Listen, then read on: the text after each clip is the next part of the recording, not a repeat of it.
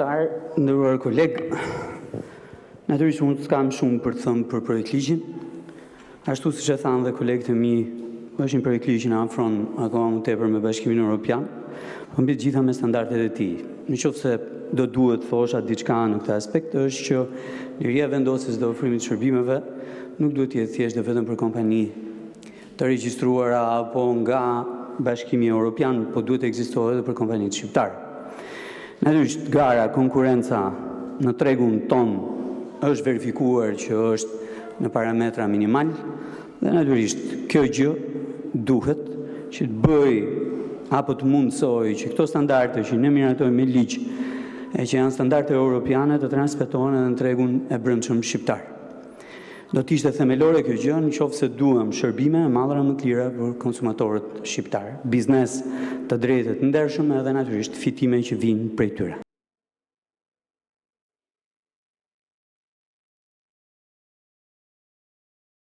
Ndërkohë, kur flasim për shërbimet dhe ekonominë në tërësi, patjetër që duhet i referohemi edhe dhe zhvillimeve që ndodhin muaj për muaj me tregjet dhe natyrisht edhe me sektorët brenda ekonomisë në mënyrë konkrete. Çfarë duhet të them? Që për muajin shkurt, numrat e turizmit kanë shënuar përsëri rritje në raport me shkurtin e një viti më parë. 9.7% është numri i turistëve plus që kanë hyrë në territorin e Republikës Shqipërisë, 10.6 janë rezident dhe 9.1 janë jo rezident. Pra 9.1% më shumë se sa shkurtin që shkoi. Po ashtu është rritur edhe numri i netëve të qëndrimit për muajin shkurt, 5.3% plus për jo rezidentët dhe 2.7% plus për rezident.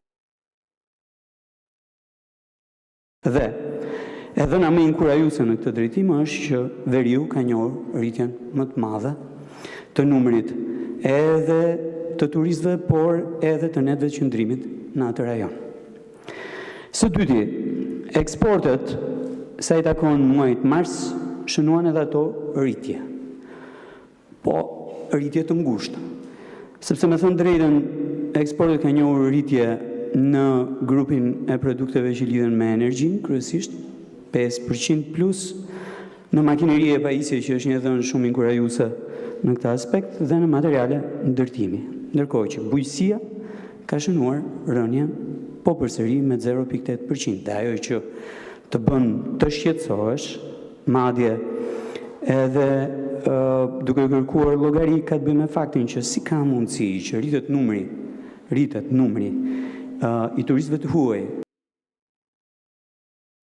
që vizitojnë Shqipërinë, ndërkohë që bujqësia vazhdon të performojë me rënje. Është një element kyç që duhet shqetësoj, apo duhet ta shqetësonte prej vitesh Ministrinë e Bujqësisë, qeverinë në tërësi, e natyrisht edhe operatorët që operojnë në këtë treg apo në këtë sektor. Unë e prisja realisht shumë më tepër rënjen e eksporteve bujqësore për shkak edhe të goditjes që morëm nga moti, po edhe për shkak të goditjes që po marrim kohë pas kohe sa i takon çmimeve të inputeve bujqësore. Por 0.8% është përsëri një shifër domethënëse në rënjen e eksporteve e që duhet të shkund nga themelet të gjithë politikat tona bujqësore. Çfarë kam dëgjuar deri tani nuk më bëjnë apo nuk më bindin se do të ndryshoj qasja. Dhe për gjithë ata që pyesin çfarë ofron ti, nuk ofroi asgjë më shumë se sa paketa fiskale dhe mbështetëse e vitit 2015. Inercia e së cilës e mbajti bujqësinë në parametra optimal deri 2 vite përpara. Dhe rikthimi tek një skemë tatimi mbi vlerën e shtuar që favorizon prodhimin vendas, qoftë në grumbullim, qoftë në eksporte, qoftë edhe në përpunim. Për të shkuar më tutje, inflacioni për muajin mars shënoi një nivel prej plus 2.6% dhe natyrisht edhe këtu gjithë secili priste një shifër shumë të lartë. Ajo që mua më shqetëson është që grupi i produkteve ushqimore ka shënuar apo ka kontributin domethënës në rritjen e inflacionit për muajin mars me 0.44% dhe patjetër produktet energjetike që kanë shënuar një rritje me një kontribut në inflacion me 0,95 pikë. Të dyja reflektojnë element shumë të rëndësishëm që vlen për të diskutuar.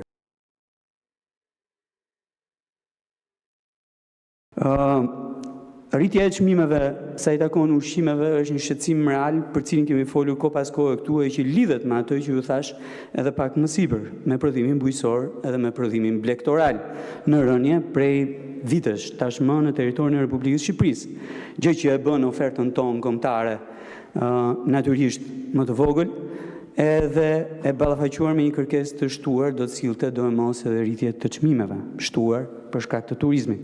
Në krahun tjetër, abuzimi skandaloz me çmimet e produkteve ushqimore, qoftë atyre të fabrikuara, qoftë edhe atyre të freskët, që vijnë nga importi, si perime dhe si fruta, natyrisht do jepte një kontribut të tillë edhe do ndikonte në treguesin e inflacionit. Në krahun tjetër, tek produktet energjetike, nafta, gazi edhe benzina janë ato që shkëlqejnë. Shikoni, dëgjova edhe pak më parë këtu që fajin në këtë vend e kanë tatimet edhe taksat. Por unë mendoj që duhet i referohemi konkretisht. Ky këtu është një publikim i sotëm i Wall Street Journal dhe i referohet çmimeve, naftës, pa taksave dhe në fund fare edhe marzhit fitimit që ndikon drejt në çmimin në pompë.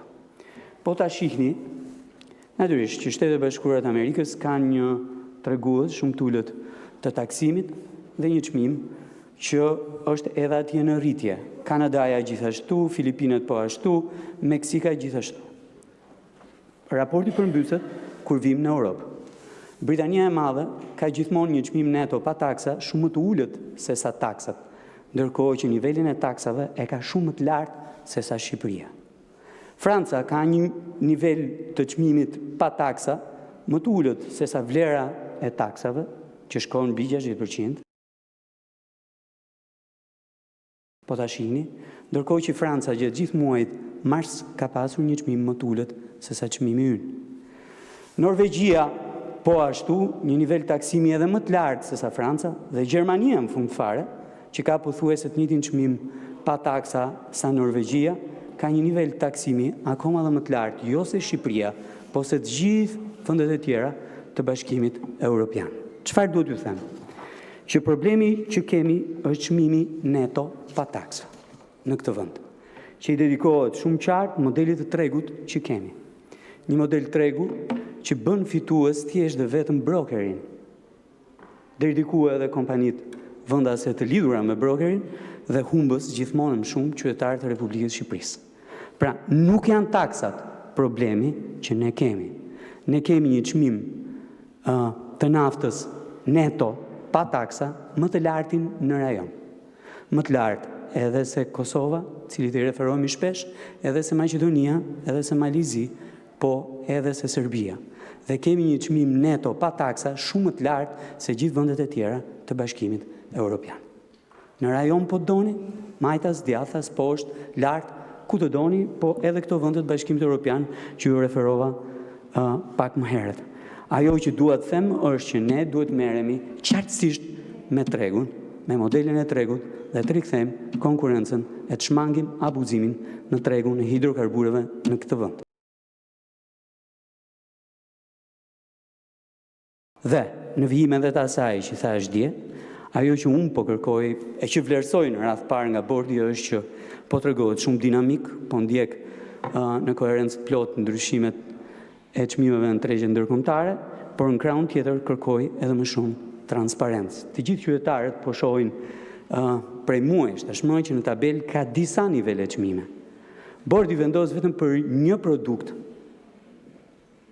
të naftës edhe një produkt benzinës. E ka haruar gazin atje dhe natyrisht nuk po merret me të, ndërkohë që në tabel ka 2 çmime për naftën.